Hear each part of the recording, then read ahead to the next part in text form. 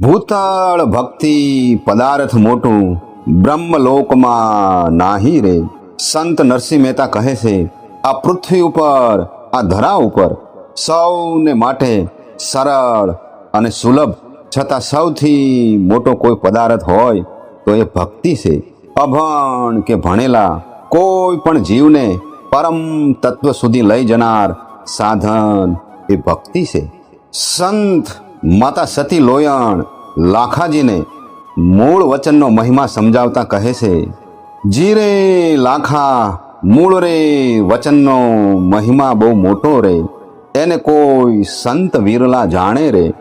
જીરે લાખા વચન થકી જે કોઈ અધૂરાજી, તે તો પ્રેમ રસને શું માણે રે.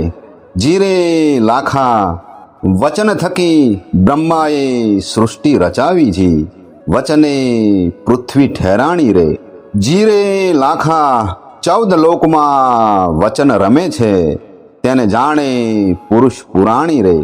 જીરે લાખા એવા રે વચનની જેને પરતીત આવે રે, એ તો કદી 84 ન જાવે રે. જીરે લાખા વચનના કબજામાં જે કોઈ વસે રે, એની સુરતા શૂન્યમાં સમાવે રે. જીરે લાખા એ રે વચન શીરને સાટે રે, એ ઓછા માણસને ન કહેવું રે. જીરે લાખા સદગુરુ આગળ શીશ નમાવીને એના હુકમમાં હંમેશા રહેવું રે.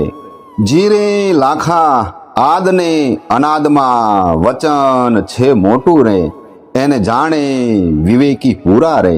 જીરે લાખા શેલણસિંહની ચેલી લોયણ બોલ્યા રે, એને નેણે વર્ષે નુરા રે, એને નેણે વર્ષે નુરા રે.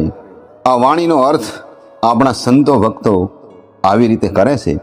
સંત માતા મહાસતી લોયણ કહે છે, હે લાખાજી, તમે સાંભળો, આ આદિ વચનનો મહિમા એટલો મોટો છે કે એને કોઈ વિરલા સંતો જ જાણે છે. એ વચનના શબ્દના જ્ઞાનની જેને ખબર નથી, એવા અધૂરિયા એ પરમ પ્રેમ રસને ક્યાંથી માણી શકે. આ સમગ્ર ચરાચર સૃષ્ટિને બ્રહ્માજીએ એ મૂળ વચનથી જ રચના કરી છે. આ પૃથ્વી સ્થિર છે, એ પણ મૂળ વચનના પાયા ઉપર જ સ્થિર છે, અને એ વચન 14 લોકમાં રમે છે. આ સૌ પુરાતન પુરુષો એને જાણે છે. એના વચનની જેને અનુભૂતિ પ્રીતિથી થાય છે, એના જન્મ મરણના ફેરા ટળી જાય છે. એ વચનને વશ થઈને સદગુરુના શરણે જાય, એની સુરતા શૂન્યમાં સમાઈ જાય છે.